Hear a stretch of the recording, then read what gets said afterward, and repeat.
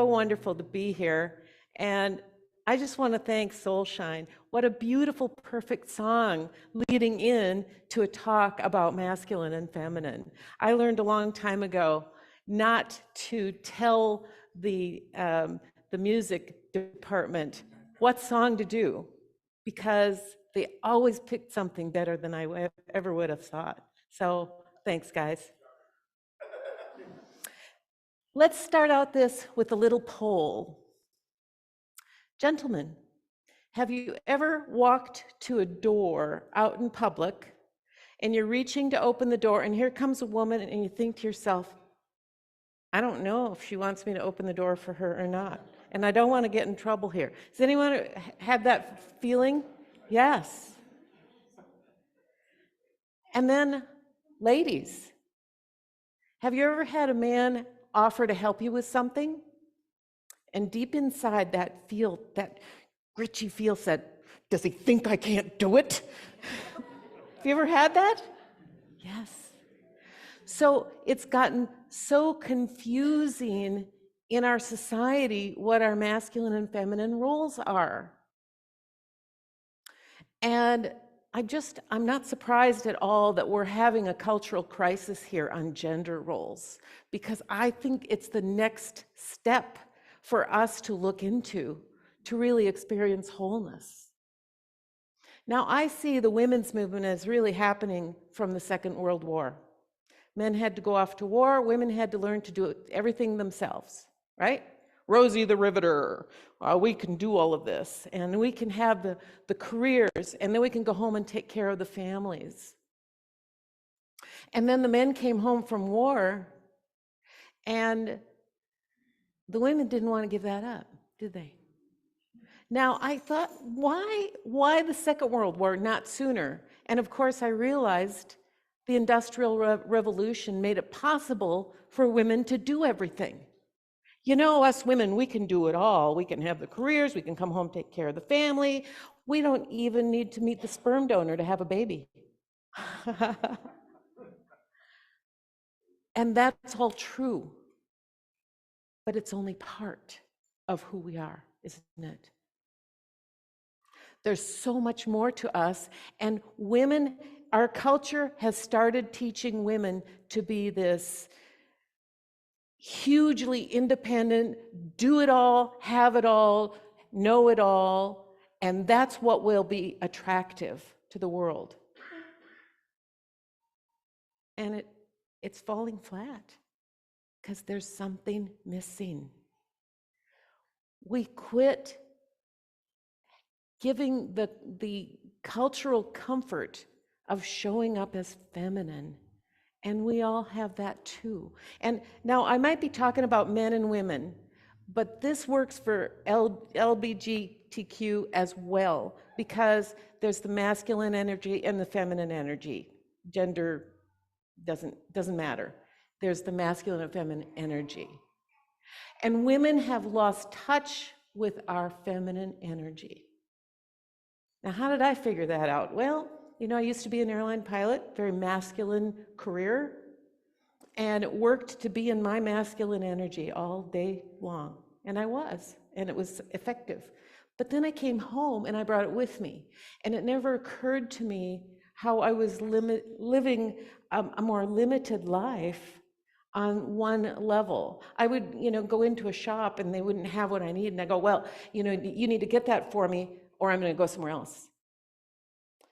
That's an either or. That's very masculine energy. It never occurred to me at that time, which I've since learned to do, of approaching it differently. And the beauty of starting to awaken to that is not because it's wrong to be masculine, and not because it's wrong to be feminine, but the wild soul sanctuary knows that we're always stepping into being more of who we are. There's always more facets to you than you know.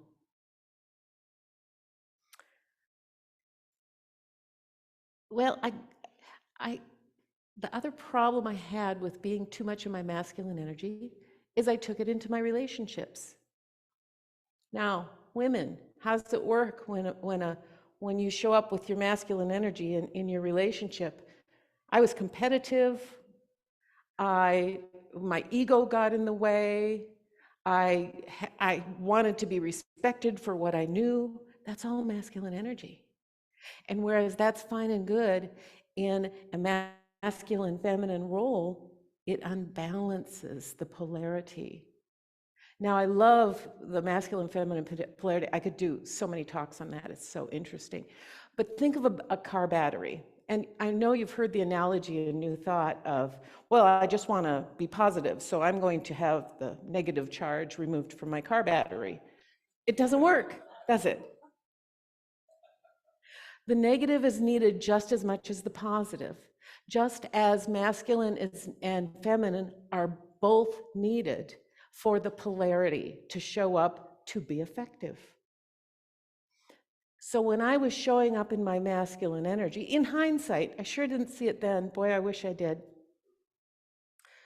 When I was showing up in my masculine energy, I was energetically pushing the man either one of two ways.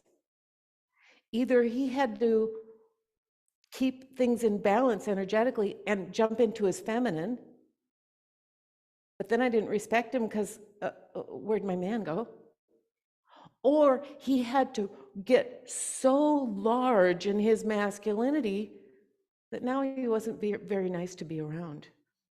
And so we really got stuck in that.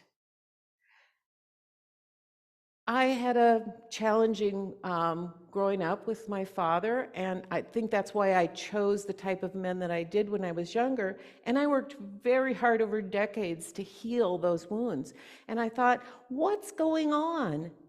I've worked so hard. I've healed this. I have now such natural, wonderful memories of my father, and the rest are healed enough to where they're kind of, I can remember it, but there's absolutely no pain whatsoever. And I thought, why doesn't that show up in the type of men that I'm choosing now? And then I stumbled across a dating educational program that was teaching women how to date. And I looked at that and I thought, they have something for me. There's something deeper here than they say just dating tips. And so I signed up for the program, and they started teaching all the things that women need to do to be in their feminine energy so that the man can be in his masculine energy and get a really good start on seeing if you're right for each other. Well, I would watch these videos, and remember those old V8 commercials? I'd keep doing that. Oh, I wished I'd known that 20 years ago instead of I wish I had a V8. And I dove into the program, and part of the program is a community forum where you can write in and you can post your questions, your comments, your experiences, and coaches will answer, and also other clients are invited to put in their 2 cents. Well, I dove in because I could see the beauty in this immediately. It woke up something in me that I had never experienced before, and that was permission to be a woman. True permission. And so I dove in, and I'm writing to all the other people on there, and along the way I met my now husband, and boy, what a different experience. Because I got to open a facet of myself. I didn't have to kick out any of the masculine. I just had to put it in its place and know there is a beautiful place for the feminine.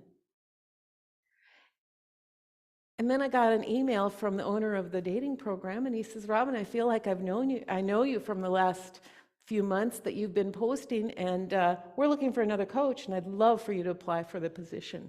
So now I coach it.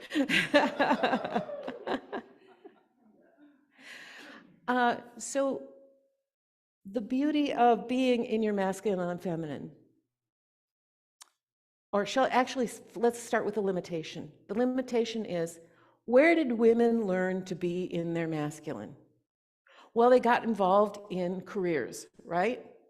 And we learn from watching others. We learn from what they teach, and we learn from the way they are doing it.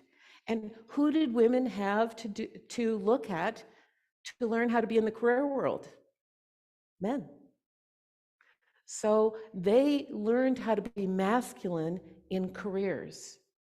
And whereas that's effective, it's only half, isn't it? Half is the masculine and the feminine.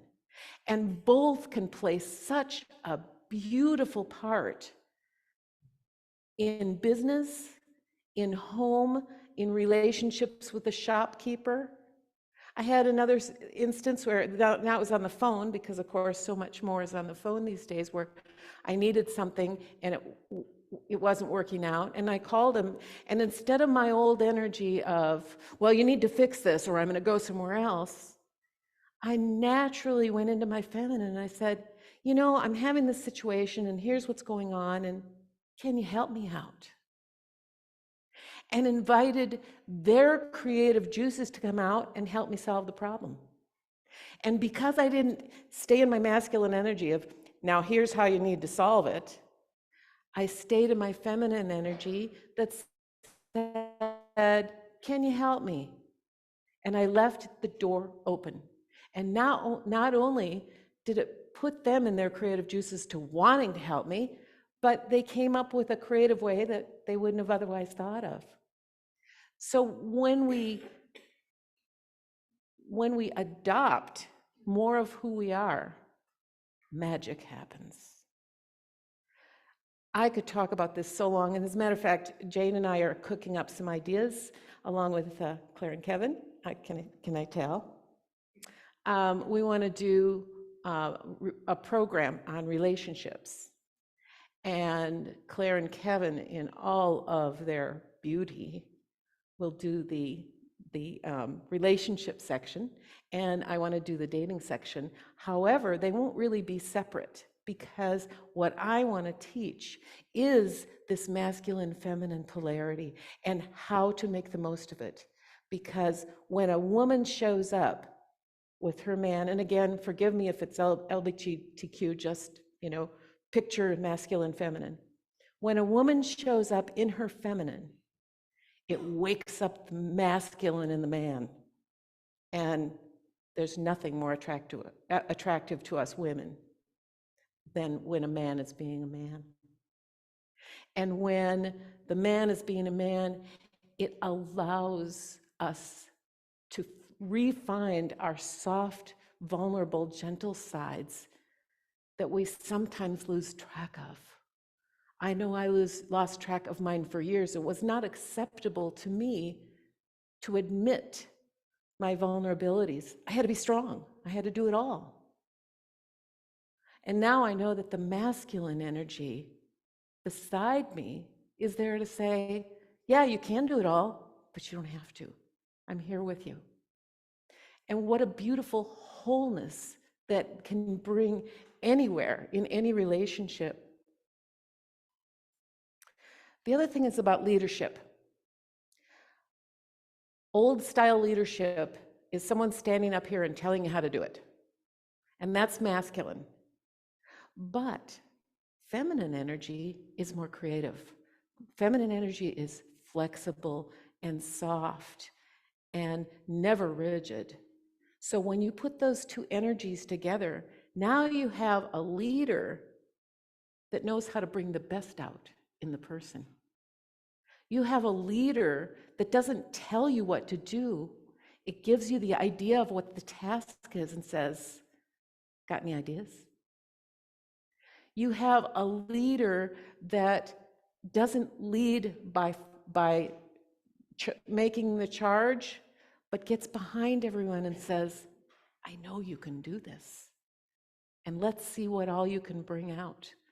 Now, I know you all know this because we have such a leader here. Jane is that leader.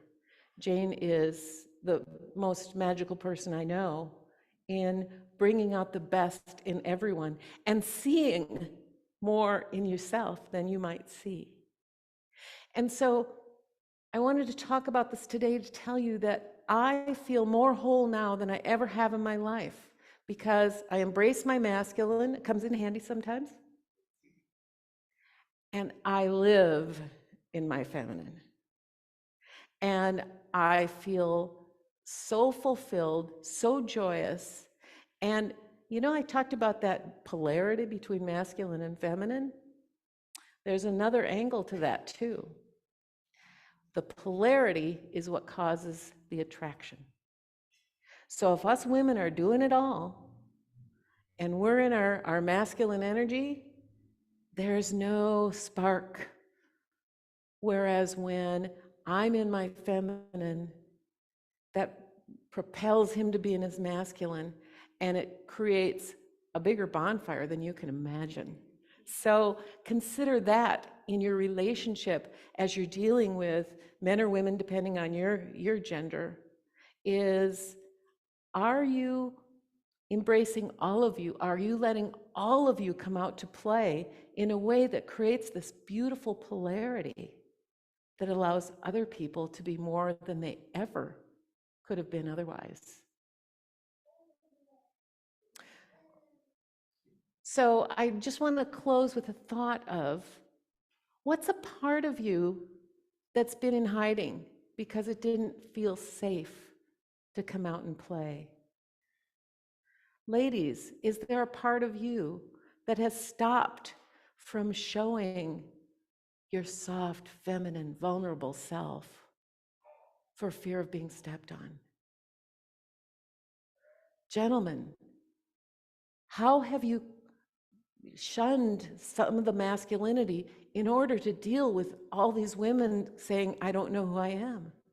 I really feel for you. Where have you closed down that masculinity that we all need and want, so that you can be more for yourself and for everyone around you? Consider this over the next week, because it's become a study for me, and I keep waking up to new levels and dimensions of the beautiful masculine and feminine. And what better place to chat about it than the wild sanctuary? So thank you so much, and I'll keep you advised on that upcoming classes.